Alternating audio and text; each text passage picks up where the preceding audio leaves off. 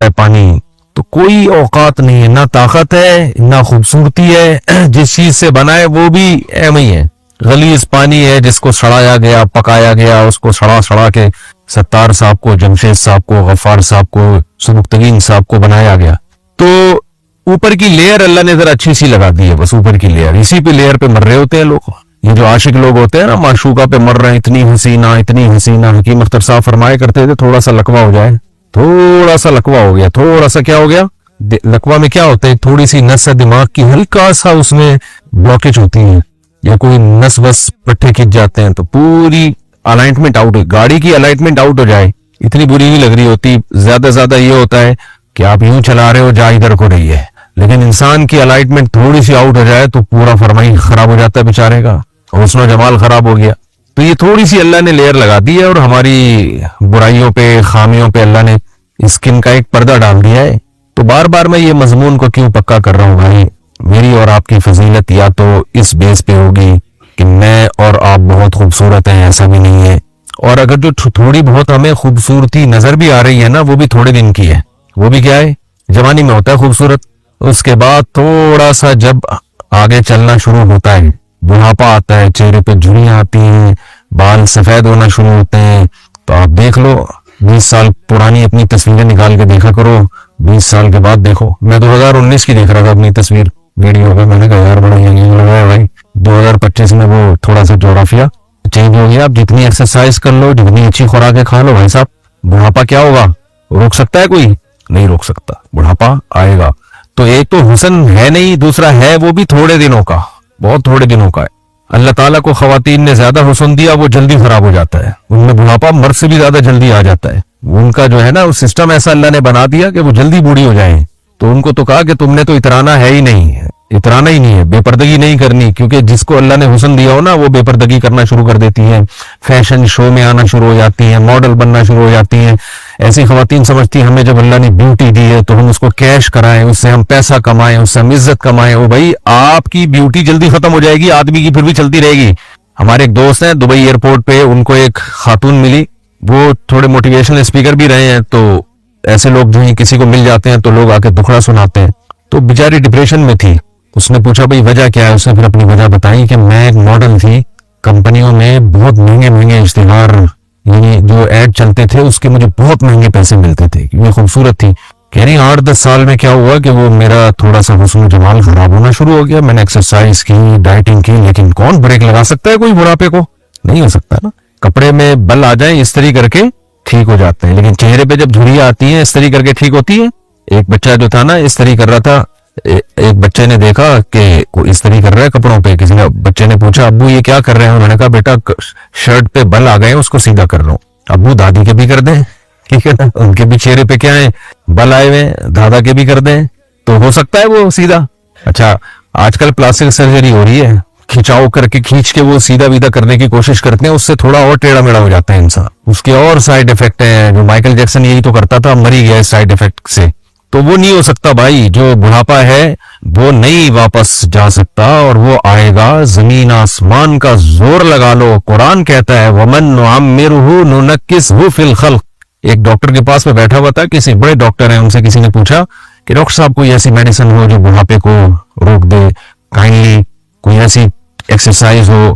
تو ڈاکٹر صاحب نے کہا کہ نہیں، اٹ ازنٹ پاسبل۔ ڈاکٹر صاحب ذرا قرآن سننا جانتے نہیں تھے، تو میری طرف دیکھا، مجھے کہا کہ بتائیں مولوی صاحب یہ جو قرآن میں آتا ہے وَمَن نُعَمِّرْهُ نُنَكِّسْهُ فِي الْخَلْقِ، جس کی ہم عمر بڑھاتے ہیں اس کو بچپنے کی طرف لوٹاتے ہیں، یعنی کمزوری کی طرف لوٹاتے ہیں، یہ قرآن میں ہے یا نہیں ہے؟ میں نے کہا بالکل ہے۔ انہوں نے کہا جب قرآن کہہ رہا ہے کہ تمہیں ہم جوانی سے طاقت سے کمزوری کی طرف لے کر آئیں گے، تو قرآن کا کہا ہوا جھوٹا ہو سکتا ہے بھائی؟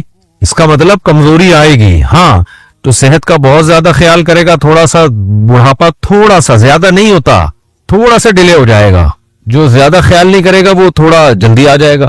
یہ بہت زیادہ فرق نہیں پڑتا، یہ جو ڈائٹ پلان اور یہ وہ چل رہا ہوتا ہے نا، اس سے فرق پڑتا ہے، ایسا نہیں، اور کرنا چاہیے پلان بلان، بہت زیادہ فرق نہیں پڑتا اس سے۔ دیکھو 20-30 سال کے ہوتے ہو، کچھ بھی کھا لو پھر بھی 20-30 سال کے ہی رہتے ہو آپ، ایسا نہیں ہوتا 20-30 سال میں آپ نے صحت کا بالکل خیال نہیں کیا تو 80 سال کے لگنا شروع ہو گئے، نا نا نا نا نا، जवानी में कितनी ही आप बदपरहेजी करोगे, लगोगे फिर भी 20-30 साल के ही। बाजू में ताकत होगी, मुक्के में बोलो ताकत होगी, चमाट लगाओगे गिरेगा सामने वाला। चाहे बदपरहेजी, खिचड़ी भी खा रहे हो ना, खिचड़ी कोई प्रोटीन नहीं और ये नहीं, लेकिन देखने में लगेगा भाई। और जब 80 साल का होगा तो जिम जा रहा हो, जो भी कर रहा हो, होगा वो क्या, वो पावर नहीं आएगी। अतरजु अंतकून व अंत शैबुन कमा कद कुंत अय्याम शबाब। एक शायर ने कहा है कि तू ये चाहता है कि तू बुढ़ापे में वैसा लगे जैसा तू जवानी में लगा करता था, तो ये हो नहीं सकता। लक़द कज़बत का नफ्सु का लैसा सौबुन दरीसुन कल जदीदी मिनस से। आप कहते हैं भाई पुराना कपड़ा नया नहीं लग रहा होता तो पुराना आदमी कहां से नया लगेगा। कपड़ा पुराना हो जाए ना, साफ पता चल रहा होता है, पुराने नए कपड़े की अलग ही खुशबू होती है। तो पुराना कपड़ा नया नहीं लगता भाई, तो पुराना आदमी और पुरानी औरत कहां से नहीं लगेगी, तो हो नहीं सकता। तो ताकत का ये हाल है कि थोड़ी दिन का हुस्न मिलता है, थोड़ी दिन की ताकत मिलती है, वो भी कमजोर होना। ब्रूस उसको देखो, वो भी आजकल जो आ रहा है, वो मोहम्मद अली बॉक्सर था ना, जिंदा है अभी, इंतकाल हो गया। मुझे किसी ने बताया उसके राशा है, कितने लोगों के जबड़े फाड़े होंगे, कितने लोगों के मुंह तोड़े होंगे। अब क्या है, हाथों में राशा। राशा समझते, गिलास पकड़ेगा तो यूं यूं यूं कांपेगा, गिलास यूं यूं कांपेगा। खाना खाएगा तो यूं यूं यूं प्लेट हिलेगी, लुकमा लेगा तो कभी इधर जा रहा है, कभी ये हालत हो जाती है इंसान की। हम होता पता है क्या है, इंसान को बड़ी प्रॉब्लम इंसान के साथ ये है कि जब उसके सामने दो कैरेक्टर होते हैं, एक कमजोर और गमजदा और परेशान हाल और दूसरे खुश, तो वो खुश की तरफ ज्यादा जाता है, क्योंकि हर इंसान अय्याशी चाहता है।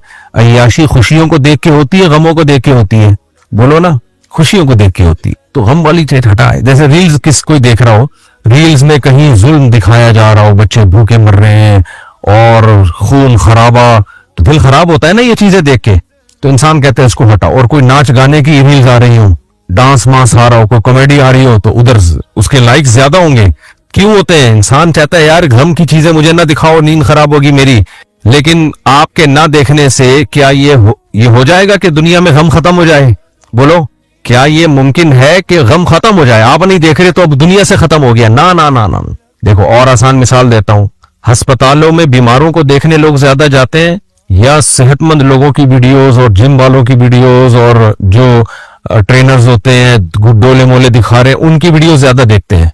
जाहिर है उनकी भी ज्यादा देखते हैं ना। अस्पतालों में आप जाओ, सर्वे करो, इंसान कानों को हाथ लगाते हैं, ऐसे ऐसे बीमार नजर आएंगे आपको। कोई कैंसर में 10 साल से पड़ा हुआ है, कोई चीख रहा है, किसी का पूरा ये खा गया है यहाँ से कैंसर में, कोई अजीब बीमारी, कोई जाके देखो आदमी कानों को हाथ लगाते हैं, फिर पता चलता है सेहत कितनी बड़ी नेमत है। लेकिन हम ये काम बहुत कम करते हैं, हम घूमते ज्यादातर सेहतमंद लोगों में। तो इंसान का माइंड ये बन जाता है कि मैं भी हमेशा ऐसा ही खुश रहूंगा। वो अहवाल, वो हालात जो अस्पतालों में बीमारों पे जो हालात आए हैं वो मेरे साथ तो कभी आ ही नहीं सकते। तो ये बहुत बड़ी गलतफहमी है। हम अपनी दादी को देखते थे ना, 85 साल की थी, बूढ़ी, एक जगह बैठी रहती थी, अल्लाह अल्लाह करती, झुर्रियां पड़ी नहीं थी बहुत ज्यादा, जैसे होता है दादियों में। तो मैं ये समझता था कि ये बचपन से ही ऐसी है। हमारी दादी हमें जब बताती थी ना, बेटा हम तो ऐसे भागा दौड़ा करते थे अपने घरों में, दीवार वो दरख्तों पे चढ़ के आम तोड़ते थे, फिर वहां से छलांग लगा के भागते थे। ये क्या, मैं कहता मैं दादी कहाँ से कर सकती है भाई ये सब कुछ? भाई ये कैसे हिलेंगी? तो ये कैसे हो सकता है कि कभी ये, फिर अगर इतनी सेहतमंद थी तो अभी तो इनको टेंशन से मर जाना चाहिए कि ना हिला जा रहा है ना चला जा रहा है। ये क्या है, इंसान की नफ्सियात ये है कि वो जो देख रहा होता है ना उसको दिमाग में, उसकी मेमोरी में आ जाता है और वो ये समझ बैठता है कि हमेशा ऐसा ही रहेगा और ऐसा ही है हमेशा से। तो जैसे आप किसी बूढ़े को देखकर बचपन में ये जहन में आता है हमेशा से ऐसा ही है, तो ऐसे ही अपनी जवानी को देखकर, अपनी ताकत को देख के ऐसा लगता है मैं हमेशा ऐसा ही रहूंगा। ना ना ना ना ना ना ना, ये गलतफहमी है। आपने अपनी दादियां नानियों को जैसे देखा है अस्पतालों में लेटे हुए, दर्द से तड़पते हुए, और ना चला जा रहा है, ना बैठा जा रहा है, ना खाया जा रहा है, 10-10 किस्म की दवाएं उनके दाएं बाएं, होम्योपैथिक अलग, एलोपैथिक अलग, हकीमी। हमारे यहाँ तो 3 तरीके इलाज चलते हैं, होम्योपैथिक दवाएं अलग खा रहे होते हैं लोग और हकीमी नुस्खे अलग रखे हुए होते हैं और एलोपैथिक दवाएं अलग खा रहे होते हैं। 3-4 किस्म के दवाएं बूढ़े एट अ टाइम खा रहे होते हैं। खाने से पहले ये शुगर की गोली खानी है, एक इंजेक्शन लगाना है, उसके बाद खाना खाएंगे ताकि शुगर कंट्रोल में रहे। 20 किस्म के मसाइल, तो जिनको हम देखते हैं कि वो इन मसाइल में हम ये समझते हैं हमेशा से, ना ना ना, वो कहते हैं भाई हम तो इससे भी ज्यादा पावरफुल थे। तो जैसे ہم بیمار کو دیکھ کے سمجھتے ہیں کہ وہ ہمیشہ سے بیمار ہے، ایسے ہی ہم اپنی خوشیوں کو اور دوسری خوشیوں کو دیکھ کے سمجھتے ہیں یہ بھی ہمیشہ خوش رہے گا اور میں بھی ہمیشہ ایسے بھاگتا دوڑتا رہوں گا. نہیں بھائی، یہ نہیں ہوگا. سمجھ رہے ہو؟ کیسے سمجھائیں یار، یہ نہیں ہوگا. آپ بھی اللہ سب کو بیماریوں سے پریشانیوں سے بچائے. تو میرے بھائی یہ ہمارے جیسے ہی انسان ہے، کوئی پڑا ہوا ہے، کوئی گرا ہوا ہے، کوئی کٹا ہوا ہے، کوئی ایکسیڈنٹ میں اللہ معاف فرمائے گاڑی کے نیچے آ کے کچل گیا، کوئی گولی سے مر گیا، کوئی اس خطرناک بیماری ہو گئی، کوئی جو ہے نقصان ہو گیا، سب کچھ چھن گیا. یہ سب حادثات سب کے ساتھ ہو سکتے ہیں، اللہ سب کو بچا کے رکھے. تو یہ جب سب کچھ سب کے ساتھ ہو سکتا ہے تو ہماری اوقات 2% کی ہوئی کہ نہیں ہوئی؟ میں سب مقصد اوقات سمجھانا تھا میرا. اتنی لمبی جو میں بات کر رہا ہوں نا، اتنی لمبی جو میں بات کر رہا ہوں، میں آپ کو اور اپنے آپ کو، ہم دونوں کو اپنی اوقات بتانا چاہ رہا ہوں کہ ہماری حیثیت 2% سے زیادہ. بولو، یہ اس سلسلے میں اتنی لمبی بات کی ہے میں نے، جو آپ میں بھی نہیں سمجھ پا رہا. آپ بھی لمبی باتیں کر رہے ہیں نا، سمجھنا بڑا مشکل ہوتا ہے. باتیں کرنا آسان ہے، سمجھنا بڑا. جب احوال آتے ہیں انسان کے اوپر، پھر کہتا ہے یار یہ کیا ہو گیا، اور پھر کوئی غم میں اس کا ساتھ نہیں دیتا، کوئی ساتھ نہیں دیتا. اکیلے ہو جاتے ہیں. جو لوگ جیلوں میں جاتے ہیں بھول جاتے ہیں لوگ تھوڑے دنوں میں، مر جاتے ہیں تو بھول جاتے ہیں لوگ تھوڑے دنوں میں، تو سب کچھ بھول جاتا ہے انسان. تو ان تمام باتوں سے پتا چلا بھائی انسان کی حیثیت 2% کی نہیں ہے. موٹیویشنل اسپیکر آپ کو بتائیں گے آپ بہت عظیم ہو، قرآن و سنت آپ کو بتاتے ہیں آپ بالکل بھی عظیم نہیں ہو. اگر آپ کے اندر 2 چیزیں ہیں تو عظیم ہو، 2 چیزیں نہیں ہے کخ بھی نہیں ہے. یہ جو موٹیویشنل اسپیکر ہے یہ بتاتے ہیں دنیا کے بڑے انسان، بتاتے ہیں اتنے بڑے بڑے لوگ، وہ بڑے بڑے نہیں ہوتے بھائی. اللہ کی نظر میں وہ کیا ہوتے ہیں؟ بونے سے بھی چھوٹے ہوتے ہیں. وہ جن کو ہم کہتے ہیں نہیں عظیم کامیاب لوگ، بڑے بڑے لوگ، وہ اللہ کہتے ہیں وہ بڑے ہیں ہی نہیں. ابو جہل بھی تو سردار تھا نا، اپنی قوم کا بڑا تھا، اللہ کی نظر میں بڑا تھا. بولتے کیوں نہیں؟ کوئی حیثیت نہیں تھی ابو جہل کی. ابو لہب بھی بہت بڑا تھا، فرعون سے بڑا تو کوئی پیدا ہی نہیں ہوا مصر میں. ایسا اتنا بڑا تھا فرعون، جو آرڈر دے گا وہ بھی ہو سکتا ہے ورک شاپس کرواتا ہوں، لوگ اس سے آ کے پوچھتے ہوں کہ آپ اتنے عظیم انسان کیسے بنے. ہمارے صدر زرداری صاحب کو دیکھ لیں، میں تو کہتا ہوں ان سے سیکھنا چاہیے، آپ اتنے عظیم بنے کیسے؟ کیا خیال ہے، سیکھنا چاہیے کہ نہیں سیکھنا چاہیے؟ اچھا حضرت کہہ رہے ہیں نہیں سیکھنا چاہیے، ٹھیک ہے. نہیں یہ تو سیکھنا چاہیے، آپ اتنے بڑے بنے کیسے؟ پھر وہ الگ بات ہے، ہم بتائیں گے کہ بڑے کی ڈیفینیشن کیا ہے. بڑے کی ڈیفینیشن کیا؟ تو جس کو ہم بڑا سمجھ رہے ہیں کہ یہ عظیم لوگ ہیں، گریٹ، دی گریٹ کہتے ہیں نا بھائی، بار بار جو ہم بتا رہے ہیں آپ کو قرآن کے ریفرنس سے بتا رہے ہیں، میری اپنی بات نہیں ہے. یہ گریٹ نہیں ہے، اس کو گریٹ نہیں بولتے. نہ عزت آ جانے کو عظیم انسان کہتے ہیں جس کی عزت زیادہ ہو، نہ پیسہ آ جانے کو عظیم انسان کہتے ہیں جس کا پیسہ زیادہ ہو. یہ نکالو دماغ سے. ہم جب مدرسے میں گئے تو ہمارے حضرت نے 8 سال ہماری کھوپڑی سے یہی نکالا ہے، 8 سال یہی نکالا ہے ہماری کھوپڑی سے کہ نہ دولت بڑی، نہ عزت بڑی، نہ شہرت بڑی. تصوف میں خانقاہوں میں یہی تو سکھایا جاتا تھا. Once upon a time. تصوف کسے کہتے ہیں پتہ ہے آپ کو؟ آج کل بہت سے لوگ تصوف کے خلاف ہیں. تصوف بدعت ہے. ایک تو علم سوسائٹی میں ختم ہو گیا ہے، کچھ چند کتابیں کو 2-4 کسی سے پڑھ لی، کسی سے کچھ سن لیا اور بس پھینکتے رہو. ابھی بات سے بات نکلتی ہے، ٹاپک رہ نہ جائے. آج کل یہ بھی بڑا چل رہا ہے، اسلامک بینکنگ کے خلاف لوگ بہت بولنا شروع ہو گئے. نئے نئے اسکالر آ رہے ہیں، کان ادھر سے پکڑو، کان ادھر سے پکڑو، سود کو حلال کر دیا مفتی تقی عثمانی صاحب نے. ان سے جب سود کی تعریف پوچھو تو کخ بھی نہیں پتا ان کو. سود کی ڈیفینیشن کیا ہے، سود کی قسمیں کیا ہیں، پھر اسلام نے جو سود کے آلٹرنیٹ جو معاملات دیے ہیں، خرید و فروخت کے طریقے دیے، وہ کیا ہیں، کتنے، کچھ بھی نہیں پتا. بس بیٹھ کے آپ تقریریں کروا لو، یہ حرام ہے، یہ ناجائز ہے. تو کیسے کہہ رہے ہو، آپ کو پتا کیا ہے؟ ہر فیلڈ میں ہر آدمی گھسا ہوا ہے. تو کیا بات کر رہا تھا میں؟ بات ٹاپک چینج نہ ہو جائے میرا. دیکھیں مجھے موضوع تو یاد ہوتا ہے لیکن اینڈنگ پوائنٹ کیا تھا وہ، ہاں میں تصوف کی بات کر رہا تھا. اسی طرح جیسے اسلامک بینکنگ کا ہم لوگوں کو نہیں پتا نا، ہم نے تو 1-1.5 سال پڑھا ہے باقاعدہ، بینکوں میں جا کے سمجھا ہے اس کو، اس کے بعد کانفیڈنٹلی بات. ابھی میں کہتا ہوں اسلامک بینکنگ پہ کسی کو کوئی اشکال ہو میرے پاس لے آؤ، ضدی اور ہر دھرم نہ ہو، میں اس کے ہر اشکال کا جواب دوں گا انشاءاللہ. ضدی اور ہر دھرم نہ ہو. ہاں ضد کا کوئی علاج نہیں، میں نہ مانوں اس کا کوئی علاج نہیں. تو اسی طرح یاد رکھو یہ تصوف کیا ہے. تصوف، ہاں اسلامک بینکنگ کو میں یہ کہتا ہوں جائز ہے، باقی میں یہ نہیں کہتا اسلامک بینکوں میں آپ سیونگ اکاؤنٹ کھول کے پیسہ کمائیں. جائز کا مطلب ہے سود نہیں ہے. باقی یہ سب نوٹ چھاپنے کے ادارے ہیں، یہ کوئی غریبوں کے لیے نہیں بنے ہیں. یہ اتنا کم پروفٹ آپ کو دیتے ہیں کہ آدمی کہتا ہے یہ تکلف نہ کرتے تو اچھا تھا. اس میں بھی ٹیکس کٹ کے آتا ہے. آدمی دیکھ کے خوش ہوتا ہے، ایک دفعہ میرے 1 کروڑ پہ 500 روپے، بھائی زبردست. اتنا نہیں ہوتا لیکن میں ایک مثال دے رہا ہوں، لگتا ہے ایسا ہی ہے. 1 کروڑ پہ کتنے ٹھاک کر کے 500 روپے. जब निकालने जाएगा तो पता चला 200 उसमें टैक्स में कट गए। थोड़ा मैंने मुबालगा कर दिया, लेकिन कंडीशन इसी टाइप की होती है।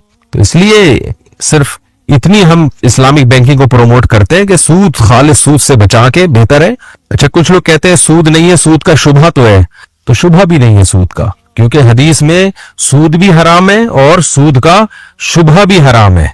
तो ये शुबहे से भी बचाया गया है। हाँ, ये कह सकते हैं कि मिसाली इस्लामी निजाम नहीं है, ये मिसाली इस्लामी निजाम नहीं है, तो वो तो नहीं है। वो तो हम भी कहते हैं कि इस्लाम ने प्रॉपर वे में जो जिस तरह से कारोबार सिखाया वो नहीं है। लेकिन बात यह है कि जब इंसान को प्रैक्टिकली देखो, दुनिया में दो तरह के लोग हैं, हमारे मुल्क में भी हैं। कुछ लोग ऐसे होते हैं, हर सोसाइटी में होते हैं, कि उन्होंने करना कराना नहीं होता कुछ, लिहाजा वो बात वो करेंगे जो बिल्कुल आला मैयार की बात होगी, क्योंकि उन्होंने करना कुछ नहीं है। इसकी मैं मिसाल से बात समझाता हूं। आपको अपनी बेटी के लिए रिश्ता चाहिए, बुरा चाहिए या अच्छा चाहिए? बताओ, बोलते क्यों नहीं हो? हर शख्स को अपनी बेटी के लिए बुरा रिश्ता चाहिए होता है या अच्छा चाहिए होता है? अच्छा।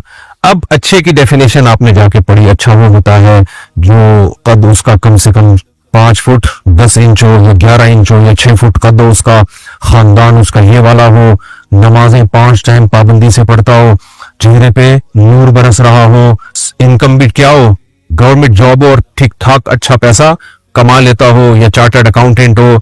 लेकिन चार्टर्ड अकाउंटेंट चूंकि बिजी बहुत होते हैं, बीवी को टाइम नहीं देते, तो वो टाइम भी देता हो, समझ रहे हैं?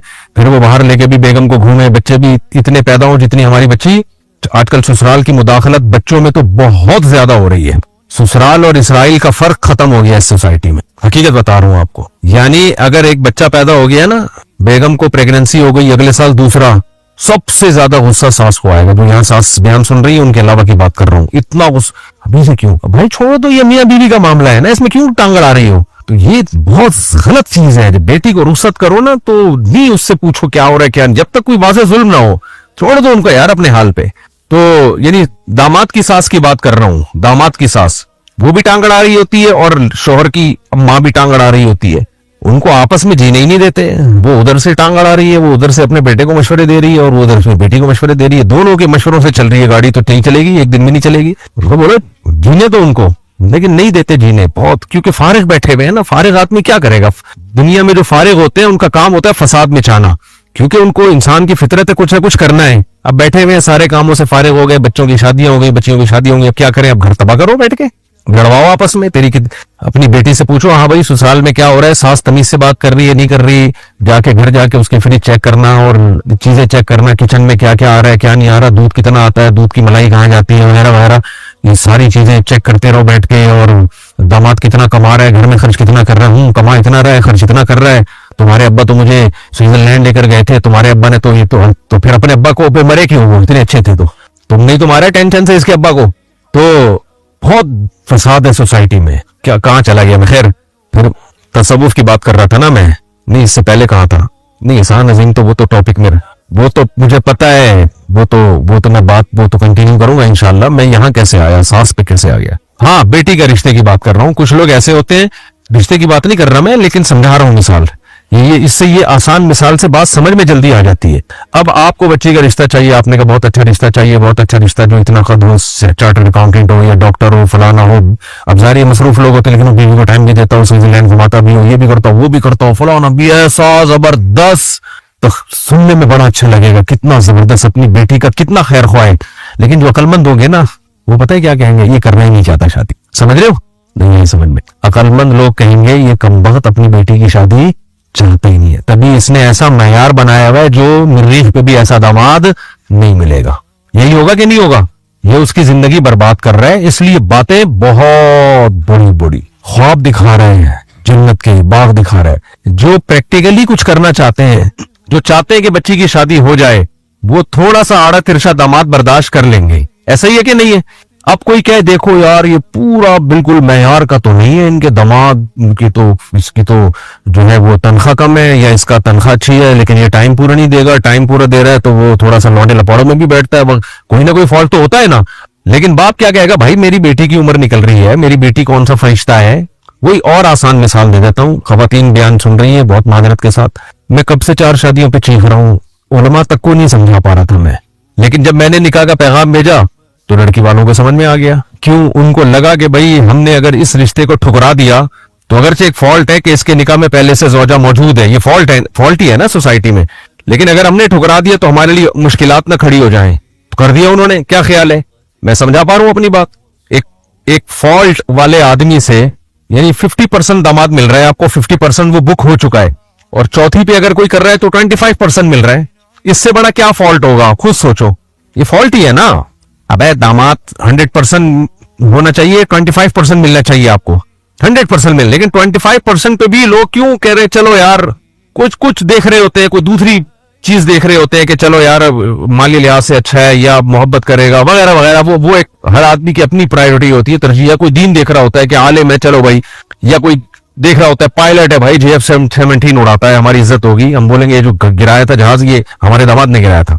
تو جس نے کام کرنا ہوتا ہے وہ بہت اونچا معیار بولو نہیں رکھتا. تو اسی طرح یاد رکھو جو یہ چاہتے ہیں نا, تبھی تو میں کہتا ہوں کہ جو لوگ یہ کہتے ہیں کہ پاکستان میں اسلامی نظام آ جائے, 100% خلفائے راشدین والا سسٹم آ جائے, پلٹ دو الٹ دو سب بدل دو, یہ مولوی 2 نمبر, یہ کچھ بھی نہیں, اس کا مطلب وہ کچھ بھی نہیں چاہتا ہے. اس لیے وہ یونیورسٹیوں میں اداروں میں تقریریں کر رہا ہے, بدل دو پلٹ دو, جھپٹنا پلٹنا, پلٹ کر جھپٹنا, لہو گرم رکھنے کے ہیں یہ بہانے. تو یہ جو اس طرح کی باتیں کر رہے ہوتے ہیں تو یہ اس کا مطلب کچھ کرنا ہے ہی نہیں انہوں نے. جیسے امریکہ میں کوئی جائے اور کہ میں یہاں اسلامی مملکت حکومت اسلامیہ لے کر آنا چاہتا ہوں, ابے بھائی تو یہاں ایک مسجد کی پرمیشن لے لے, ٹھیک ہے نا. اب ایک مولوی صاحب وہاں جا رہا ہے, وہ کہہ رہا ہے میں ایک مسجد بنا لیتا ہوں, مدرسہ بنا لیتا ہوں, لوگ آئیں گے نماز پڑھیں گے, محبت سے اسلام کی تبلیغ کروں گا. دوسرا کہہ رہا ہے نہیں نظام بدلو. کیا بدلو؟ تم مسجدوں کو فوکس کر رہے ہو, مدرسوں کو لے کے بیٹھے ہوئے ہو, اور حلال ذبیحہ کی تلاش میں لگے ہوئے ہو, حلال ذبیحہ حلال ذبیحہ حلال ذبیحہ حلال فائنس. نظام بدلو نظام. اس کا مطلب وہ تمہیں حرام کھلانا چاہتا ہے, سمجھ رہے ہو؟ وہ چاہتے ہیں جو تم حلال ذبیحہ کی کوشش کر رہے ہو نا ان ملکوں میں وہ بھی نہ ہو, مسجدیں بھی نہ بنے, مدرسے بھی نہ بنے, جو تھوڑا بہت اسلام ہے وہ بھی دفن ہو جائے. اور باتیں کیا کر رہا ہے, نظام بدلو. وہاں بدل سکتے ہو؟ کیا ہو گیا بھائی صاحب, آپ امریکہ میں جا کے باتیں کروں, میں سسٹم چینج کروں گا, کوئی کر لے گا؟ ابھی ایک آج کسی کا کلپ دیکھا, وہ UK میں جلوس نکال رہے ہیں ہمیں شریعہ لاء چاہیے. تو بھائی تم شریعہ لاء کی UK میں بات کر رہے ہو, تم وہاں پر بھیک میں تمہیں وہاں کی نیشنلٹی ملی ہے, تم نے حلف نامے اٹھائے ہوئے ہیں, تو وہ تمہیں ایسا ٹھڈے پہ کک مار کے نکالیں گے نا وہاں سے کہ تم کہیں کے نہیں رہو گے, کہیں کے نہیں رہو گے. تو باتیں تو بہت اچھی لگ رہی ہے, دیکھو شریعہ لاء کی کوشش کر رہے ہیں, دیکھو کوشش تو کی نا بیچاروں نے. یہ وہ کوشش ہے جس سے تھوڑی سی بھی شریعت جو رہ گئی ہے وہ بھی زمین میں دفن ہو جائے گی. اب جو علماء سنجیدہ ہیں نا, جنہوں نے کام کرنا ہے سوسائٹی میں, وہ یہ بڑی بڑی باتیں نہیں کر رہے ہوتے, وہ اتنی باتیں کرتے ہیں جتنی ہضم ہو سکے اور جتنی سوسائٹی میں امپلیمنٹ اس کا ہو سکے, کیونکہ وہ واقعی سوسائٹی میں تبدیلی چاہتے ہیں, وہ واقعی اپنی بیٹی کے لیے اچھا داماد چاہتے ہیں. تو وہ برداشت کر لیں گے دائیں بائیں خرابیاں, کیونکہ ان کو پتا ہے بھائی بچی کا گھر بسانا ہے. لیکن جو باتیں ہمارے ہاں اسکالرز میں جو بڑی بڑی باتیں کرتا ہے, منجن اسی کا بکتا ہے. سمجھتے ہو کہ نہیں سمجھتے؟ منجن کس کا بکے گا؟ جو باتیں ایسی کرے گا, بہت بڑی, نظام بدل دو, یہ بدل دو. کیا کیسے بدل دے نظام, کیا پیکج ہے تمہارے پاس نظام بدلنے کا؟ تبھی تو میں کہتا ہوں کہ ہمارے ملک میں جو قوانین غیر اسلامی ہے نا, ان کی لسٹ بنا کے اس کو فوکس کرنا چاہیے کہ یہ قانون چینج ہونا چاہیے. ہم لوگ اس کو فوکس نہیں کر رہے. ہم جب باتیں کرتے بہت بڑی بڑی باتیں, نظام بدلو, جو ممکن ہی نہیں ہے. جمہوریت ختم کرو, کہاں سے ختم کر دیں بھائی, کیسے ختم کریں جمہوریت؟ آپ نے اسی کے اندر رہتے ہوئے جو ہوگا وہ کرنا پڑے گا. جمہوریت ختم ہوگی تو مارشاء اللہ لگے گا نا. اب وہ آرمی چیف کوئی الٹے دماغ کا آ گیا, وہ تو پھر آدمی کہے گا اچھا تھا, کیا خیال ہے, آدمی یہی کہے گا نا. جب جنرل مشرف کی آمریت تھی تو لوگ کہتے تھے یہ نہیں ہونا چاہیے, تو جنرل مشرف جب ہٹائے نا تو صدر بن گیا. میں نے کہا لو, یہ آمریت ختم ہوئی اور آپ کی خدمت میں جمہوریت پیشی خدمت ہے. اس کے بعد جو اسٹیل مل کا بیڑا غرق, ہم پھر رو رہے, تم کہتے یار وہی ٹھیک تھا, حالانکہ ہم اس کے خلاف تھے جنرل مشرف کی پالیسیوں کے. تو اس لیے آپ نے جو مارکیٹ میں جو سسٹم چل رہا ہے نا, تو اسی کے اندر رہ کے کوئی خیر کی کوشش کرو گے تو ہو جائے گا, وہ نئی باتیں کرتے رہو. تو حضرت مفتی تقی عثمانی صاحب نے اسی سسٹم کے اندر رہ کر سودی بینکاری کو ختم کروا کے اسلامک بینکاری کو متعارف کروایا. پوری دنیا نے اس کو مانا. یہ صحرا پاکستانی علماء کے سر پہ گیا, وہ اکیلے نہیں تھے, اس میں مفتی رشید احمد صاحب بھی تھے, اس میں یعنی ہمارے شیخ حضرت مفتی رشید احمد صاحب, اس میں علامہ یوسف بنوری رحمۃ اللہ علیہ جو بنوری ٹاؤن کے بانیوں میں آتے ہیں وہ بھی تھے, اور اس میں مفتی محمد شفیع صاحب رحمۃ اللہ علیہ جو مفتی اعظم پاکستان وہ بھی تھے, اور بھی بڑے بڑے علماء تھے, مفتی ولی حسن ٹونکی. ان سب نے ایک نظام بنا کے دیا. ان علماء نے محنت کر کے ایک آلٹرنیٹ سسٹم دیا, نظام دیا, اور ایسا جو چل بھی سکے. وہ والا نظام نہیں جو چل ہی نہ سکے, وہ نظام دے گی, یا پھر اس کا امپلیمنٹ کیسے ہو. اس کا امپلیمنٹ مفتی تقی عثمانی صاحب وفاقی شرعی عدالت کے جج تھے, ان کے پاس پاور تھی, دین دنیا دونوں تعلیمات تھی, انہوں نے دنیا میں متعارف کروایا, عرب علماء نے ان کو بلایا, ان سے سمجھا, ان سے سیکھا, ملیشیا دورے ہوئے, دنیا میں دورے ہوئے, اور پوری دنیا میں یہ صحرا حضرت مفتی تقی صاحب کو بھی گیا, علماء دیوبند کو بھی گیا, اور پھر یہ بینکنگ کا یہاں ایک سسٹم چینج ہونا شروع ہوا. اب پوری دنیا آہستہ آہستہ اس سسٹم کو لے رہی ہے. ابھی فیصل بینک جو ہے پورا کا پورا اسلامک بینک میں کنورٹ ہو گیا, اور سپریم کورٹ نے فیصلہ سنا دیا 2028 تک کوئی بینک بھی سودی بینک نہیں رہے گا. اتنا بڑا کارنامہ تھا خدا کی قسم, لیکن ہماری سوچ منفی, ہر وقت دماغ میں بھوسا ہمارے, بس ہر وقت منفی باتیں کرتے ہیں. ٹھیک ہے, اگر کسی نے علم کی بیس پہ کوئی اختلاف کیا ہے تو وہ ہم اس کے اختلاف کو ویلیو دیتے ہیں اور کسی پہ طنز نہیں کر رہے, لیکن جو بار بار مفتی تقی عثمانی صاحب کی توہین کر رہے ہیں کہ وہ دیکھو درباری اور سود کو حلال کر دیا, سود کو حلال کر, کچھ ایسے بھی ہیں جو مذہبی اسکالر ہیں جو اس کو سودی سمجھتے ہیں یا ناجائز سمجھتے ہیں, لیکن بڑی تمیز سے شیخ شجاع الدین صاحب کا میں نے آج سنا کہ بڑی اعتدال کے ساتھ انہوں نے اس اختلاف کو ذکر کیا کہ بھئی کچھ علماء ایسے ہیں جو اس کو جائز نہیں سمجھتے تو ہم احتیاطاً انہی کی بات کو لیتے ہیں. لیکن بہت ایک جیسے خاندانی آدمی کوئی بات کر رہا ہوتا ہے نا, پتہ چلتا ہے کوئی خاندانی آدمی ایک اختلاف کر رہا ہے, لیکن اکثریت کو دیکھو آپ, اتنی بد زبانی, بد تہذیبی, بد کلامی, پتہ کخ بھی نہیں ہے ان کو. ان سے جا کے پوچھو کہ یہ کیا ہے تو کخ بھی پتہ نہیں ہے ان کو.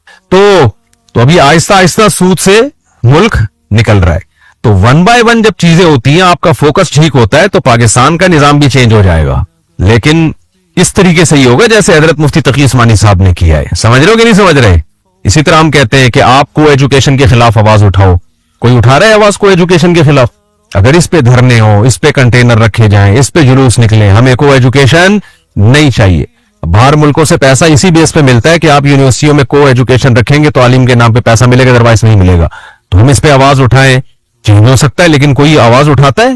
ہماری سیاسی تنظیمیں کوئی بھی نہیں اٹھاتا. تو جب ہم اپنے ملک میں خود ہی اسلام, اور جو آئے گا وہ آواز کیا اٹھائے گا؟ نظام بدلو. وہ کیا کرے گا؟ ارے ہلکی بات کر, داماد بدل لے تو اپنا. داماد سگریٹ پیتا ہے تو اس بیس پہ کوئی کہتا ہے داماد بدلو. کتنے بھائی بدل کے اس کو پہلے مارنا پڑے گا, طلاق لینی پڑے گی, وہ کتنا لمبا پروسیس ہے, پھر دوسرا کہاں سے لائیں گے. تو نظام بدلنے کے لیے لڑنا پڑے گا, بہت کچھ ہلچل ہوگی, قتل و غارت ہوگی. پھر نظام جب دوسرا آئے گا وہ لائے گا کون؟ آپ کے پاس کون ہے آلٹرنیٹ؟ ہو سکتا ہے جو لڑ کے نظام لا رہا ہو وہی باہر کا ایجنٹ نکلے, وہ اور بھی برباد کر دے ہمیں. ہو سکتا ہے آپ کو داماد بدلنے کا جو بندہ آرڈر دے رہا ہو وہ خود آنا چاہتا ہو آپ کی بیٹی سے شادی کرنے کے لیے, آپ کو داماد بدلنے کا کہہ رہا ہو. تو ایسے موقع پہ داماد نہیں بدلا جائے گا, سگریٹ چھڑوانے کی کوشش کی جائے گی. کیا خیال ہے یار؟ صحیح ہے, لیکن ایک خرابی ہے, سگریٹ نہیں چھوڑتا تو سگریٹ چھڑواؤ اس سے. سمجھتے ہو کہ نہیں سمجھتے ہو؟ تو یہاں بھی ایسا ہی ہے میرے بھائی. اس لیے آپ جو نوجوان طبقہ ہے اپنی صلاحیتوں کو صحیح سمت میں فوکس کریں, اس میں محنت کم ہوگی, آؤٹ پٹ زیادہ ہوگا. لیکن آج کل یونیورسٹیوں میں جو نوجوانوں کو جس سمت میں جا رہے ہیں نا, اس میں محنت اور اسٹرگل بہت زیادہ ہے, آؤٹ پٹ اس کا زیرو, صرف باتیں ہی باتیں ہیں اس میں. تو سود میں بھی ایسا ہی ہے کہ بہت پاکستان سے اس کی ابتدا ہو رہی ہے سودی بینکاری کے خاتمے کی. حضرت مفتی تقی عثمانی صاحب کا بہت بڑا احسان ہے, دنیا مانتی ہے, ہم نہیں مانتے. باقی اس پہ علمی اشکالات کیا ہوتے ہیں, جیسے شجاع الدین شیخ صاحب کا بیان آیا وہ تو قابل احترام ہے ہمارے لیے. تو اس پہ جو علمی اشکالات ہوتے ہیں تو میں تو لوگوں سے کہتا ہوں, میں بیٹھا ہوا ہوں بھائی, آئیں پوچھیں, میں آپ کو جواب دوں گا ایک ایک چیز کا. ہاں یہ بات ضرور ہے کہ ضدی ہر دھرم نہ ہو جو پوچھنے والا ہو. ہر دھرم کا کوئی علاج نہیں ہوتا, اور مجھے بینکوں سے 1 روپیہ بھی نہیں ملتا. لوگ کہتے ہیں نا یہ جب بینکوں یہ جواب تحصیل میں یہاں سے, تو ہمارے فوراً الزامات فوراً لگتے ہیں. مجھے تو 1 روپیہ نہیں ملتا. میں نے تو بتایا جب میں بینکوں کی اسلامک بینکنگ کو اسٹڈی کر کے ہم نے جب جائز ہونے کا فتویٰ دیا تو اس وقت بینک ہمارے اکاؤنٹ ہی نہیں کھول رہا تھا. یہ تو ہماری حالت تھی. تو اب کیا مسئلہ ہے, جیسے بینکنگ کا حشر نشر کیا ہوا ہے تو اسی طرح تصوف آپ دیکھ لو. ہم صرف قرآن و حدیث کو مانتے, ہم تصوف کو نہیں مانتے. ہم صرف قرآن و حدیث کو مانتے, ہم تصوف کا لفظ دکھا دو قرآن و سنت میں. دیکھو یہ جو اصطلاحات ہوتی ہیں, اصطلاحات ٹرمز ہوتی ہیں, لا مشاہۃ فی الاصطلاح, ایک قاعدہ ہے کہ ٹرم یا اصطلاح ٹرمینالوجی جو ہوتی ہے نا, اس میں کوئی بخل نہیں ہوتا. کسی بھی چیز کا کوئی بھی نام رکھا جا سکتا ہے. اس کی مثال ایسے ہے, صلاح عربی میں صلات, عربی میں صلات کے مختلف معنی آتے ہیں. دعا کو بھی کہتے ہیں اور تحریک سلوتین کو بھی کہتے ہیں. تحریک سلوتین کیا ہے, میں اس کا ترجمہ نہیں کرتا. تو مختلف معنوں میں استعمال ہوا ہے. رحمت بھیجنے کو بھی کہتے ہیں, جیسے ان اللہ و ملائکتہ یصلون علی النبی، یصلون صلاۃ کرتے ہیں نبی پر، تو اللہ کیا دعا کرتا ہوگا؟ رحمت بھیجتا ہے۔ کتنے معنی ہیں، لیکن جب نماز اسلام میں فرض ہوئی ہے تو اس نماز کو بھی کیا نام دیا گیا؟ صلاۃ کا، اور اردو میں اسے کیا نام دیا گیا؟ بولو، نماز کا۔ اب کوئی کہے تم 5 وقت کیا پڑھتے ہو، میں کہوں نماز، کہ یہ نماز قرآن سے دکھا دے بھائی، تو میں نماز دکھاؤں گا یا صلاۃ دکھاؤں گا؟ ابھی بولتے کیوں نہیں ہو یار؟ میں صلاۃ دکھاؤں گا کہ اللہ کہہ رہا ہے کہ تم نماز پڑھا کرو، یقیمون الصلاۃ یقیمون الصلاۃ۔ اب کوئی کہے یہ تو صلاۃ ہے، نماز تھوڑی ہے، تو میں کیا بولوں گا؟ بھائی وہی صلاۃ کو ہم اپنی زبان میں کیا کہتے ہیں؟ بولو، نماز کہتے ہیں۔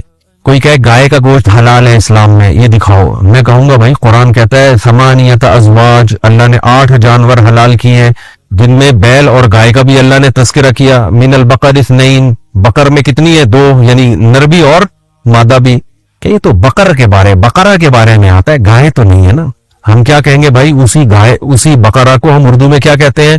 آپ لوگ چپ چپ بیٹھے ہو، گائے بولتے ہیں، گائے کا بچہ، گائے گو کھاتی، بچپن میں ایسے کرتے تھے نا، نہیں گائے گو کھاتی نہیں ہے ایسے، تو گائے، کوئی کہ یہ تو گائے دکھا رہے ہو تم۔ ابے قرآن کو اس سے کیا مطلب ہے؟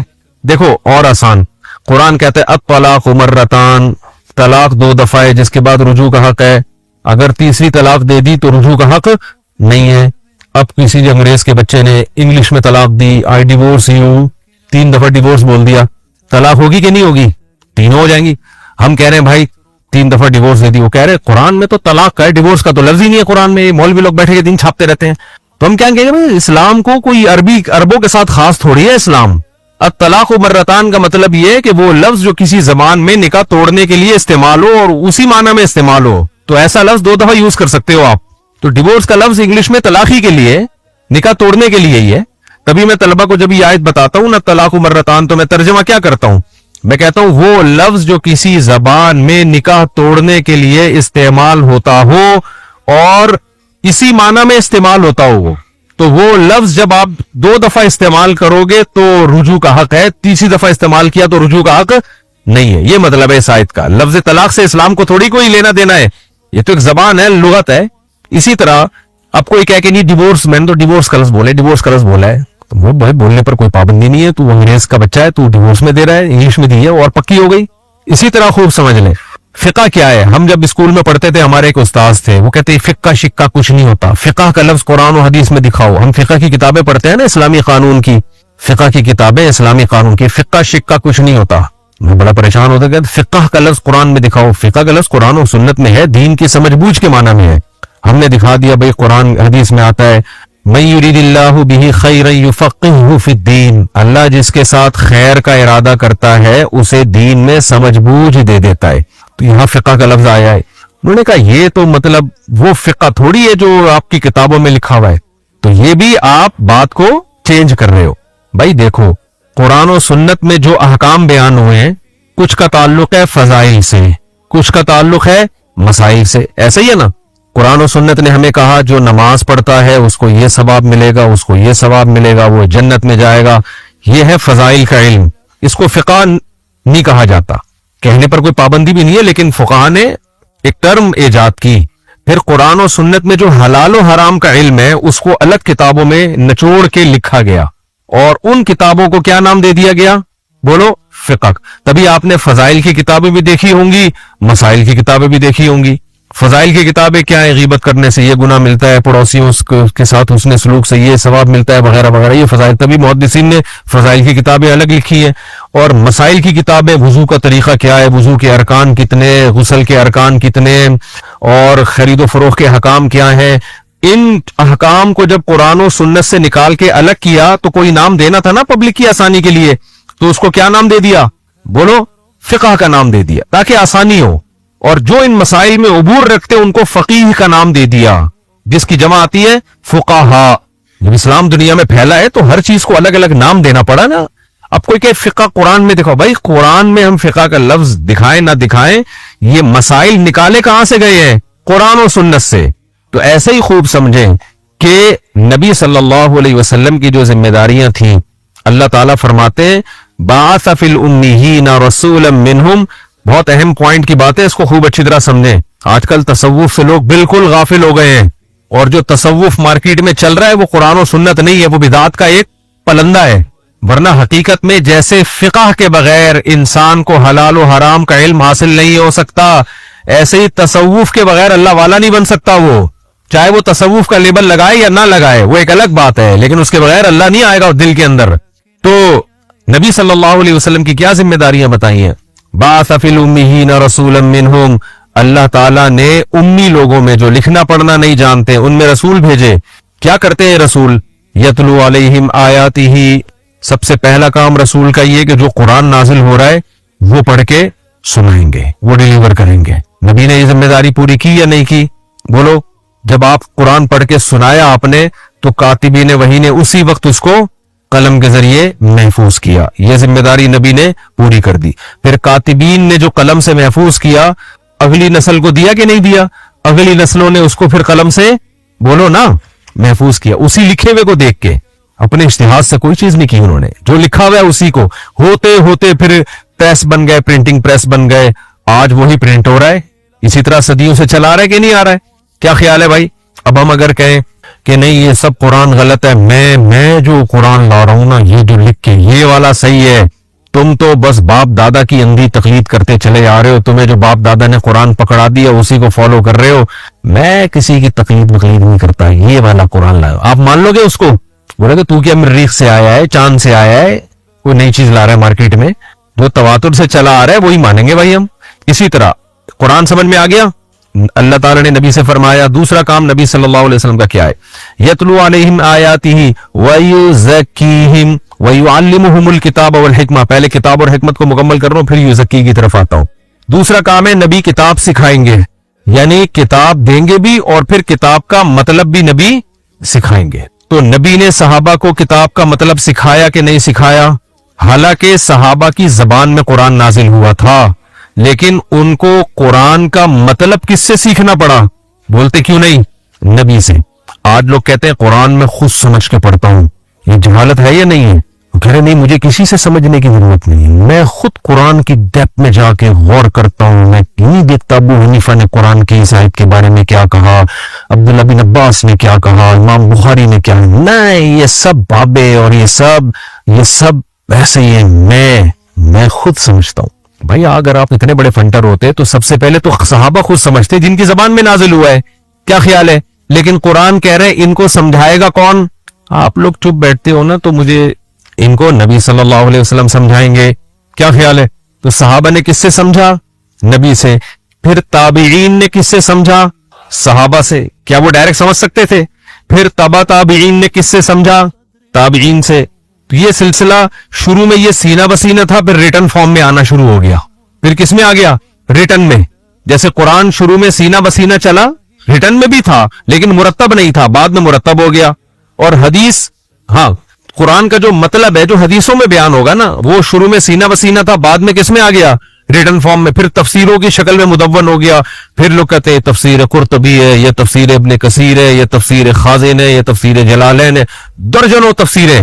اب آپ کہہ رہے ہو ان تمام تفسیروں کو سائڈ پہ رکھو، میں اس کا مطلب خود بیان کروں گا.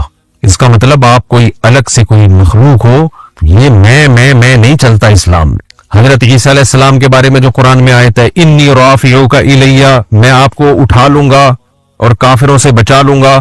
صحابہ تابعین کے دور سے جو آج تک اس کی تفسیر چلی آ رہی ہے وہ کیا آ رہی ہے؟ کہاں اٹھا لوں گا؟ آسمانوں پہ. ہمارے دور کے ایک اسکالر نے کہہ دیا میں نہیں مانتا، میں کسی کو نہیں مانتا، میں کہہ رہا ہوں کہ یہاں آسمانوں میں اٹھانا مراد نہیں ہے زندہ، یہ موت دے کے اٹھانا مراد ہے. اس کا مطلب آپ قرآن کا مفہوم اخپل طریقے سے پیش کر رہے ہیں. تو جبکہ اللہ تعالیٰ کہہ رہا ہے کہ نبی صحابہ کو یعلم سکھائیں گے بھی، پھر صحابہ تابعین کو، تابعین تبع تابعین کو، یہ سلسلہ کنٹینیوسلی چلا آ رہا ہے. تبھی مدرسوں میں پڑھا جاتا ہے اپنے ٹیچروں سے. انہی میں گمراہ لوگ بھی پیدا ہوئے ہیں لیکن اہل حق بھی انہی میں ہوں گے. ان سے ہٹنے کا کوئی آپ کے پاس کوئی آپشن ہے ہی نہیں. جو ان سے ہٹ گیا وہ گیا.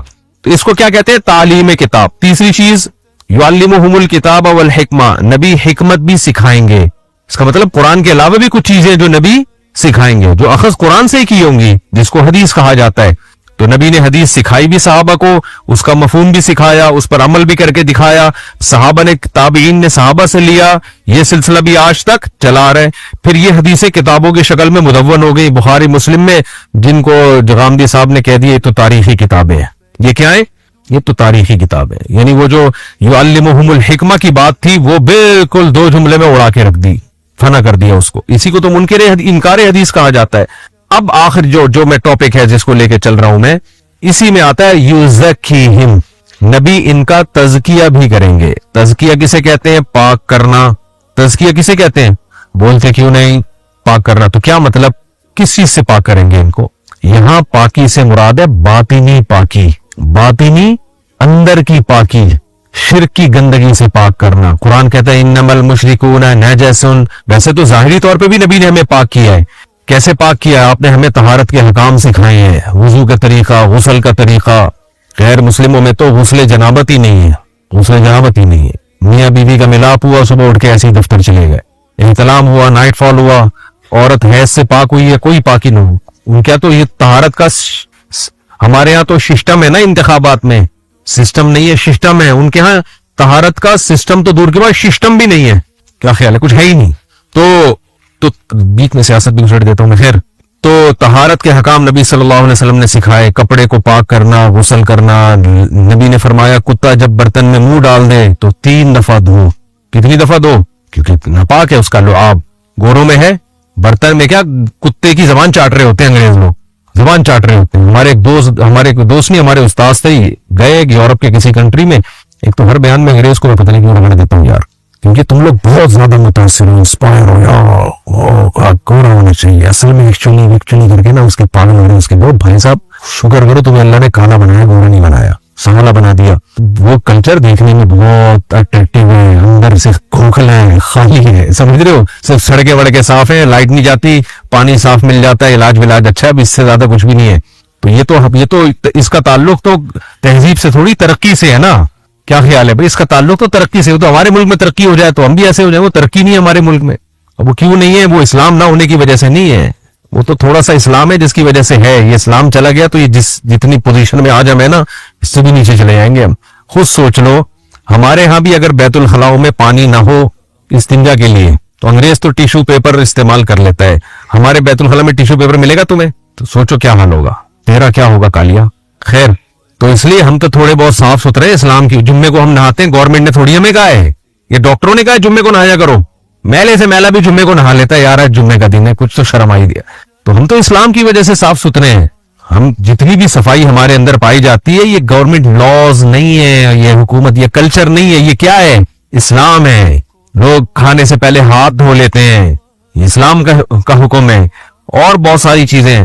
تو وہ تھے, وہ یورپ کے کسی کنٹری میں گئے تو کہتے ہیں میں انگریز کے کمرے میں گھسا ہوں, 2 بڑے بڑے ہانپتے ہوئے کتے اس کے بیڈ پہ بیٹھے ہوئے اور خود بیچ میں بیٹھا ہوا ہے. کہتے ہیں مجھے تو گھن آئی, کتے کی لید میں اتنی خطرناک بدبو ہوتی ہے. دیکھو حلال جانوروں کے پیشاب اور گوبر میں وہ بدبو نہیں ہے, برداشت والی ہوتی ہے وہ, اور بیماریاں بھی نہیں ہیں اس میں. آپ نے دیکھا ہوگا یہ گوالوں کو سارا دن گائے کے گوبروں کے بیچ میں چارپائیاں ڈال کے خراٹے لے کے سو رہے ہوتے ہیں. نہ ٹی بی ہوتا ہے نہ کھانسی ہوتی ہے. حلال جانور ہے نا, تو اس کے گوبر, اور بلکہ اس کے گوبر کے فائدے, اسی گوبر کو خشک کر کے جلاتے ہیں تو اس کے دھوئیں میں بیماریاں نہیں ہوتی جو ہم کوئل جلاتے ہیں نا مچھروں کے لیے. آپ گوبر کو خشک کر کے اس پہ کھانا پکاؤ جلا کے, اس کے کھانے کا ٹیسٹ ہی الگ ہوگا. تو یہ تو انسان دوست جانور ہے. گائے, بکری, مرغی, مرغی کے بیٹ ناپاک ہوتی ہے, بہت زیادہ ناپاک ہوتی ہے, لیکن وہ اتنی زیادہ کوانٹٹی میں ہوتی نہیں ہے. تو یہ انسان دوست جانور ہے, ان میں بیماریاں نہیں ہیں, اور بہت کم ان کی بیماریاں جو انسانوں کو لگتی ہیں, وہ ان کا ریشو بہت ہی کم ہے. لیکن ان کی بیماریاں بھی انسانوں کو نہیں لگتی زیادہ. دیکھو مرغیوں پہ بیماریاں آتی ہیں, پوری مرغیاں مر جاتی ہیں, ان کی وجہ سے انسان ایک بھی نہیں مرتا. گایوں میں بیماریاں آتی ہیں, گایوں کے ریوڑ مر جاتے ہیں, لیکن کبھی نہیں دیکھا ہوگا بھینس والا گوالا مر گیا اس بیماری سے. کچھ بیماریاں ہیں گائے بھینسوں کی جو انسانوں کو بھی لگتی ہیں, لیکن ان کا ریشو بہت کم ہے. لیکن کتے, بندر, یہ جتنے حرام جانور ہیں, ان میں ایسے خطرناک وائرس ہوتے ہیں انسانوں کو لگتے ہیں, وہ انسانوں کو لگتے ہیں. ان کے لید میں بدبو اور ان کے پیشاب میں بدبو بہت زیادہ ہے.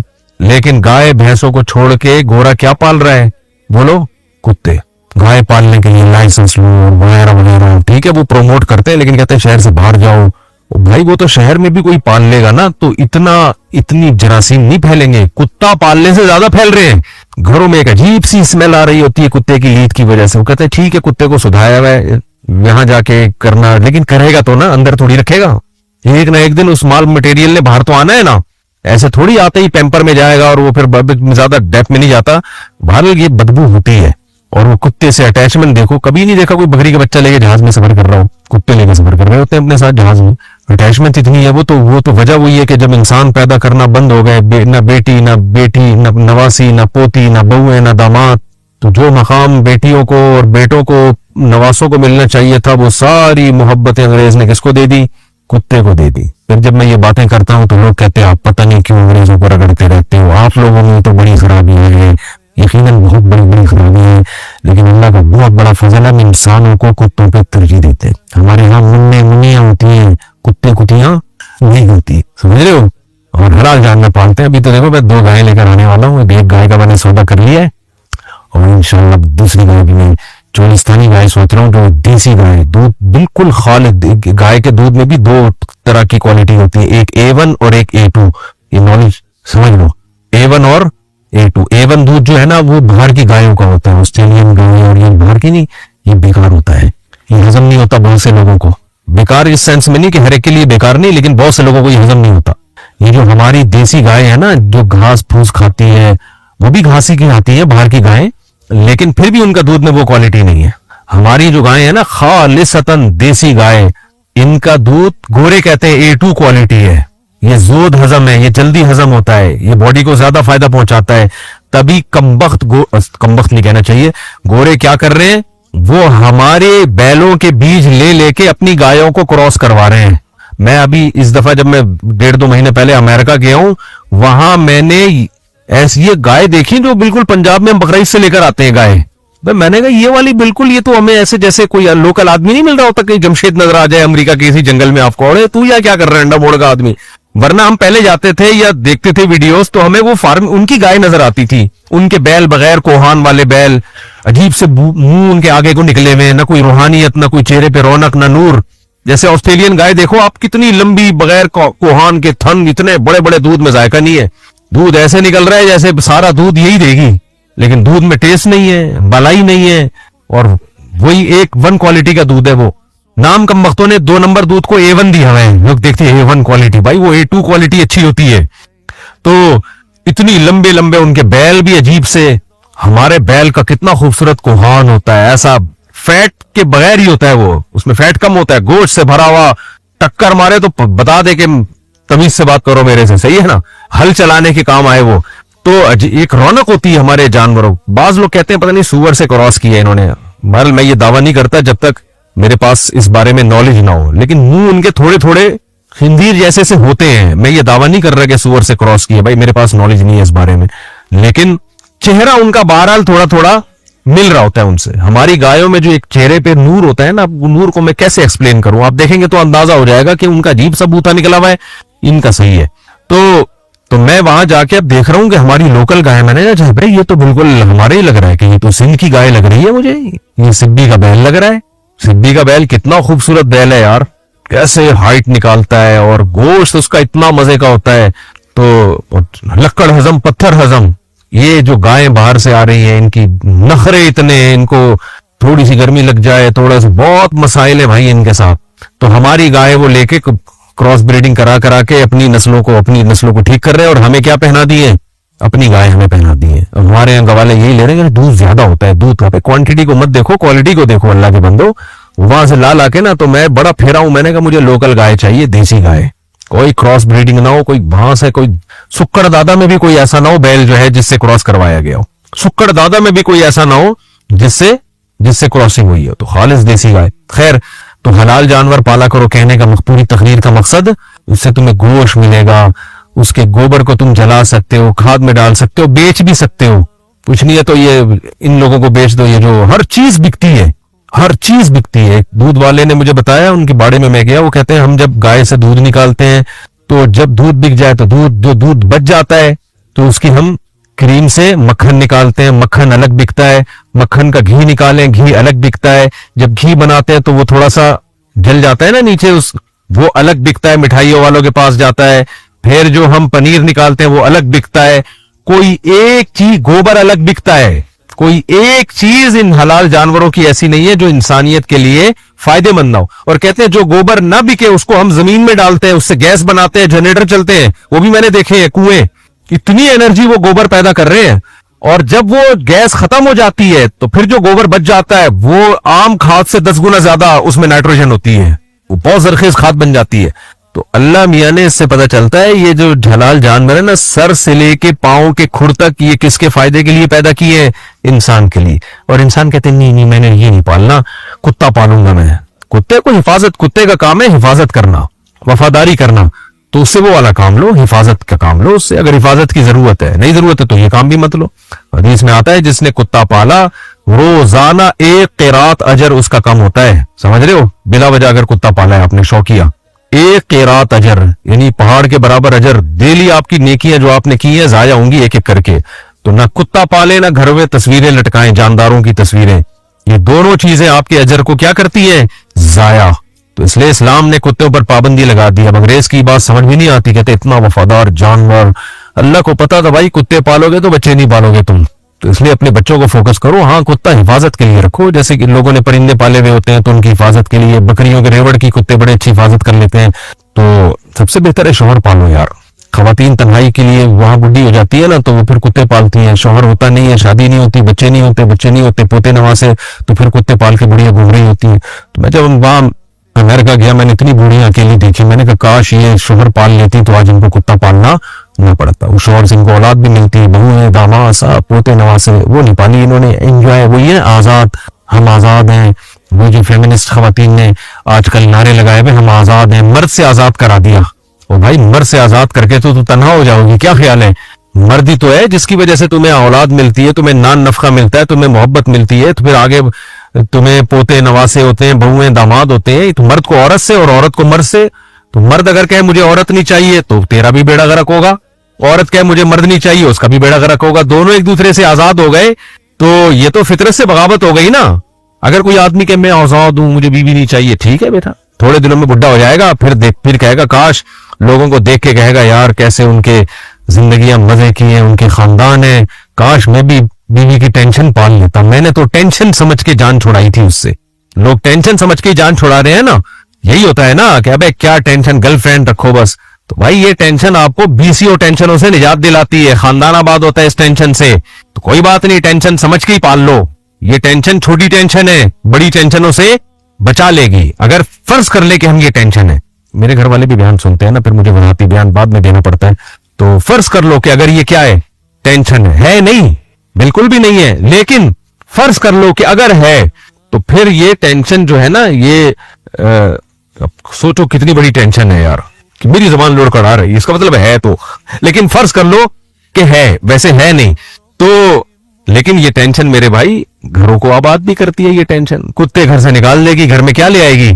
انسان لے آئے گی. بیٹے ملیں گے, بیٹیاں ملیں گی, پوتے ملیں گے, پوتیاں ملیں گی, نواسے نواسیاں, سارا پیسہ ہی تھوڑی ہے سب کچھ یار, کے پیسہ خرچ ہو گئے ان کے اوپر, کیا کرے گا ایسے پیسہ بچا کے؟ گورے نے پیسہ بچایا ہے, میں یہ ولاگ نہیں بنا سکتا وہاں جا کے, کیونکہ وہ کہتے ہیں ہماری سوسائٹی کا نیگیٹو پہلو مت دکھاؤ. میں وہاں جا کے اچھے اچھے ولاگ بنا رہا ہوں, یہ دیکھو اتنی اچھی سڑک, یہ بھی وہ پازیٹیو چیزیں بھی ہیں سوسائٹی میں نا, تو وہ بھی تو بتانی پڑتی ہے, نیگیٹو دکھا نہیں سکتے. جاپان میں گیا تو وہاں مجھے منع کیا ہے اولڈ ہاؤس کی ویڈیو نہیں بنانا, یہاں پہ بہت برے حالات ہیں اولڈ ہاؤس کے, ویڈیو نہیں بنانا, بین کر دیں گے آپ کو. تو میں نے کہا ٹھیک ہے, اچھی اچھی ٹرینیں دکھا رہا تھا میں, دیکھو کتنی زبردست ٹرین ہے. ابے ہماری جو تیز گام ہے نا, ٹھیک ہے 2 نمبر ہے وہ, جب کہتی ہے تو اس سے 6 مہینے بعد نکلتی ہے, راستے میں کھڑی ہو جاتی ہے, آگے پٹری ٹوٹی بھی ہوتی ہے تو اس کو چھوڑنے کے لیے بندے آئے ہوئے ہوتے ہیں, بہت مسائل ہیں. لیکن میرے بھائی اس تیز گام میں آپ کو یہ تو پتا ہے نا, اپنی نانی سے ملنے جا رہا ہوں, اپنے پوتوں سے ملنے جا رہا ہوں, کوئی بات نہیں کل پہنچ جائیں گے, پرسوں پہنچ جائیں گے. اپنا خاندان ہے, وہ فون کر کے پوچھتے بھی رہیں گے نانا کہاں تک پہنچے آپ؟ کہتے بیٹا ابھی تک جہلم میں ہی پھنسا ہوا ہوں, ٹرین چل ہی نہیں رہی ہے. کوئی بات نہیں نانا, ہم اس غم میں ہم آپ کے ساتھ ہیں. 50-50 میں دکھایا جاتا تھا کہ لاہور میں بچوں کے اسکول کی چھٹیاں ہوئی, وہ ٹرین میں بیٹھے کراچی میں سمر ویکیشن, گرمیوں کی چھٹیاں گزارنے کے لیے کراچی آ رہے تھے وہ. تو وہ ٹرین جب کراچی پہنچی ہے نا تو بچے بڑے ہو چکے تھے, وہ بچوں کے نیکر چڑیاں بن چکے تھے. اور ایک جوان آدمی لاہور سے سوار ہوا تھا جو ان کا باپ تھا, کہ میں بچوں کو کراچی لے کے جا رہا ہوں. جب وہ کراچی پہنچا تو وہ باپ بوڑھا ہو چکا تھا. کہتے ہیں کھڑکی سے ہاتھ باہر نکالا, بیٹا کراچی آ گیا؟ انہوں نے کہا آ گیا. یہ کہا اور پڑ گیا. یعنی اس کا مطلب تھا یہ اب اس کی عمر پوری. تو ایسی تھکی ہوئی ٹرینیں ہیں, لیکن باپ دادا تو ہے نا. تو خالی یہ مصنوعی زندگی, ٹرینیں اچھی اور جہاز اچھے اور یہ اچھے اور وہ اچھے, یہ ٹھیک ہے, بہت اچھی بات ہے, سوسائٹی کا پوزیٹو چہرہ ہے. سکون کے لیے اتنا کافی نہیں ہے میرے بھائی, سمجھ رہے ہو؟ اتنے بڑے گھر ہیں نا ان لوگوں کے, انگریزوں کے, اتنے خوبصورت گھر ہیں, اور گھر میں جاؤ ایک بڈھا بیٹھا ہوا ہوگا بس. یار تو سارا دن اکیلا. اکیلا نہیں ہے, میرے ساتھ کتا ہے میرا. خدا کی قسم ایسے کچھ لوگ ہیں جو گاؤں دیہاتوں میں ان کا ایک خاندانی نظام ہے, وہ خوش ہیں, لیکن میجورٹی کا تو یہی حشر ہو گیا. یار تم اس کے ساتھ کیسے سروائیو کر رہے ہو یار؟ بیٹا کہاں ہے؟ وہ سال کے بعد آتا ہے کبھی ملنے کے لیے, وہ بھی ایک آدھ بیٹا ہوگا, وہ بھی کسی کا بیوی سے, کسی کا گرل فرینڈ سے, پوچھتا ہی نہیں وہ. عجیب نظام ہے یار. خیر کہاں چلے گئے ہم, بہت دائیں بائیں نکل جاتا ہوں میں. تو میں اب کیا بات کر رہا تھا کہ تصوف کی بات کر رہا تھا. تو اللہ تعالیٰ نے نبی صلی اللہ علیہ وسلم سے فرمایا کہ آپ کا کام تزکیہ بھی ہے. تزکیہ کا مطلب پاک کرنا. کیا مطلب ہے تزکیہ کا؟ یعنی ظاہری طہارت بھی اور باطنی طہارت بھی. ظاہری طہارت تو یہ ہمیں طہارت کے حکام بتائے, کتے مت پالو, بدبو ہوگی. یہاں سے میں نے بات شروع کر دی. کتا برتن میں منہ مار دے تو برتن کو دھو 3 دفعہ. یہ گندا ہے, یہ اس کا لعاب گندا ہے. کتا پاک ہوتا ہے, خوب سمجھ لو. کتا باڈی پہ لگ جائے تو نماز ہو جاتی ہے, لیکن کتے کا تھوک لگ جائے تو نہیں ہوتی نماز, اس کو دھونا پڑے گا آپ کو. اور ابھی تو سائنس وائنس کا کچھ نہیں ہے, ہو سکتا ہے سائنس تحقیق کر کے بتا دے کہ اس کے تھوک میں کتنی بیماریاں ہیں. کوئی سائنس بھی تو ایک جگہ تھوڑی اسٹیبل ہے, وہ تو تبدیل ہوتی رہتی ہے نا. ہو سکتا ہے آج سے چند سال کے بعد, 100 سال کے بعد, 50 سال کے بعد تحقیق سے ثابت ہو جائے کہ انگریز جو کتے کی زبان کو چاٹتے ہیں یہ کتنے جراثیم اپنے اندر لے کے جا رہے ہیں اور کتنی گندگیاں لے کے جا رہے ہیں. تو خیر اچھا چلیں, وہ تحقیق ہے تو پھر دیکھ لیں گے اس کو. خیر تو اللہ نے اپنے نبی صلی اللہ علیہ وسلم فرمایا یوزکی, تزکیہ کریں گے. تو تزکیہ کہتے ہیں پاک کرنا. بس میں موضوع کو جلدی سے سمیٹ رہا ہوں. اب پاک کرنے کا کیا مطلب ہے؟ ظاہری طور پر پاکی کے حکام اور باطنی پاکی کیا ہے؟ دل سے شرک نکالنا, دل سے دنیا مردار کی محبت نکالنا, دل سے یہ جرثومہ نکال دینا کہ میری عزت زیادہ ہوگی یا میرے پاس پیسہ زیادہ ہوگا تو میں کامیاب ہوں گا. نہ, یہ تو دنیا کی محبت کے گٹر ابل رہے ہیں. ہمارے حضرت فرمایا کرتے تھے جیسے اللہ کی محبت کے چشمے ابلتے ہیں نا بعض لوگوں کے دلوں سے, تو دنیا کی محبت کے گٹر ابلتے ہیں بعض لوگوں کے دلوں سے. اتنی اس مسافر خانے سے ان کو عشق ہوتا ہے کہ کہتے ہیں اللہ والوں کو ان کے پاس بیٹھنے سے اسمیل آتی ہے کہ ایک فنا ہونے والی چیز ہے, ایک ختم ہونے والی چیز ہے. آپ نے بچپن سے دیکھا ہوگا نا, کچھ بچے سخی ہوتے ہیں, کچھ کنجوس ہوتے ہیں کہ نہیں ہوتے. تو وہ کنجوس کتنے برے لگتے ہیں. چونی اٹھنی سنبھال کے رکھی ہوئی ہے, خرچ نہیں کر رہے, کسی کو دے نہیں رہے. ایک خاتون تھی نا, رہتی تھی, انہوں نے کہا اپنے بیٹے سے جا میرے بیٹے, جا میری بچی جا پڑوسن کے ہاں سے چینی لے کر آ.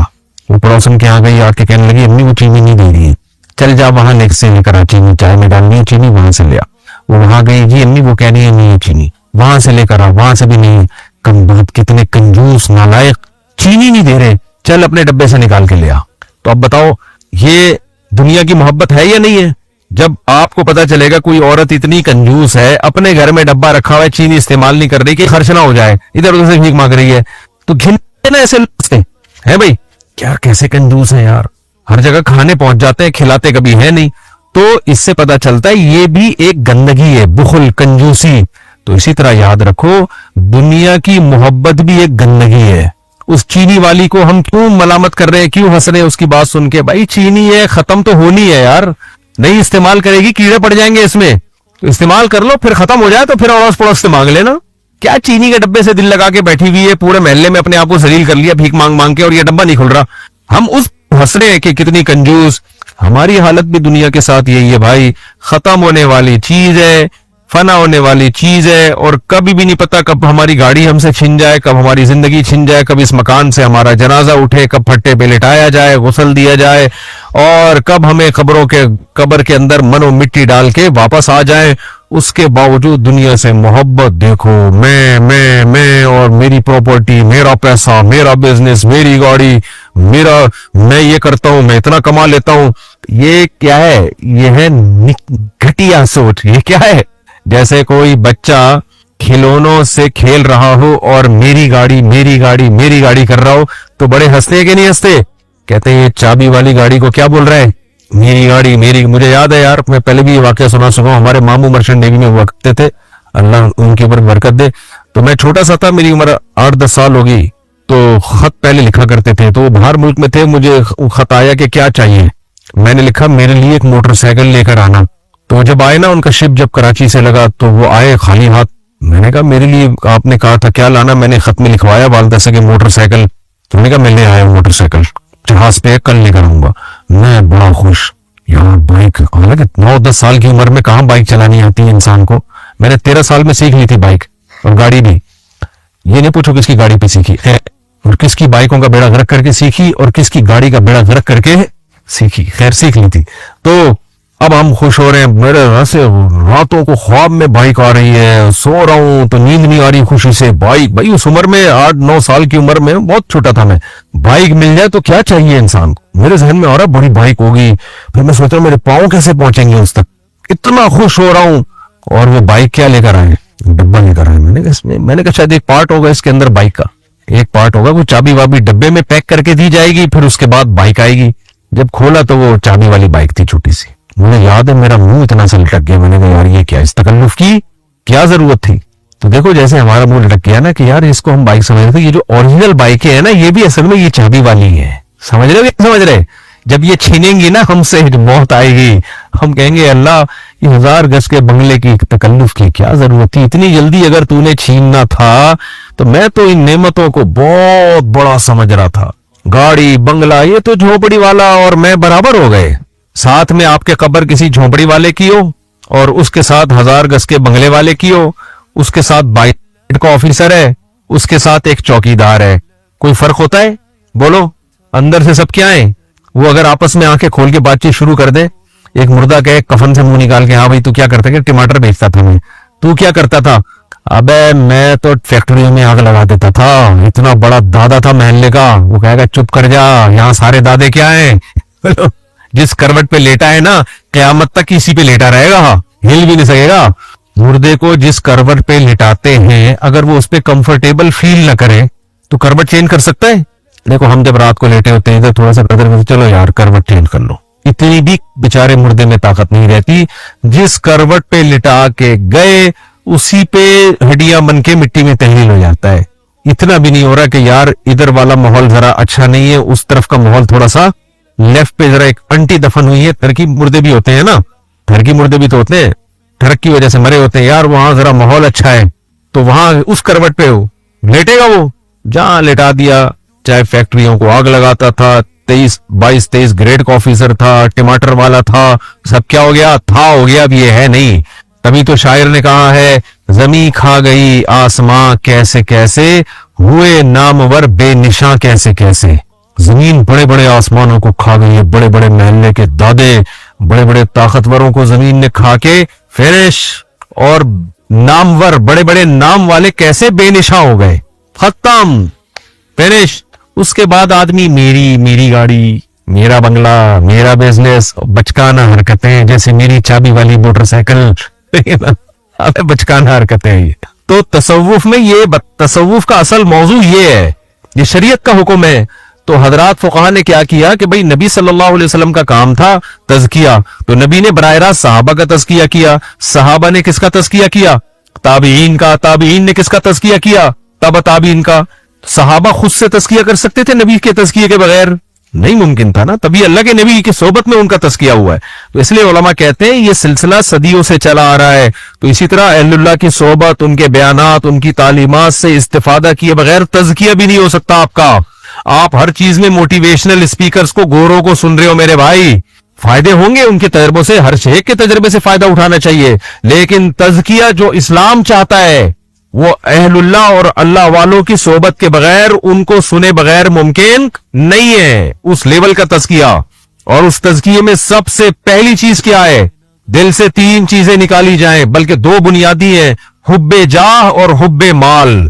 جاہ کی محبت, شہرت کا بھوکا, ہر جگہ اپنی ٹانگ اونچی رکھنا چاہتا ہے, عزت کا بھوکا, اور دولت کی بھوک, یہ 2 بھوک. اور تیسرے درجے میں حب باغ.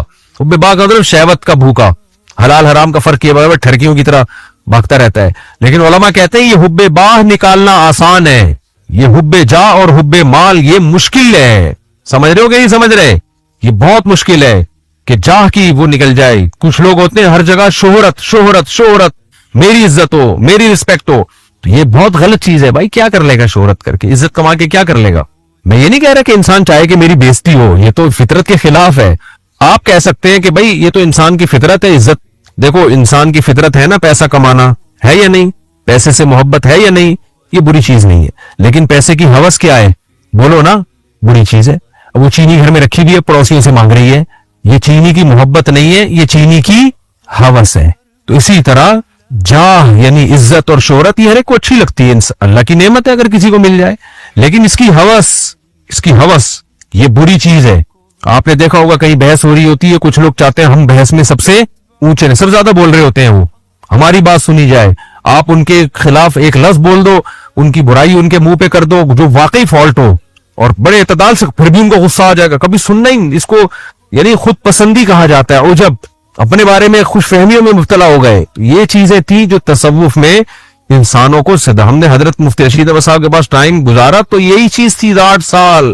حب جاہ ختم کرو, حب مال ختم کرو. مال کی ہوس اور عزت اور شہرت کی ہوس, تو اس کو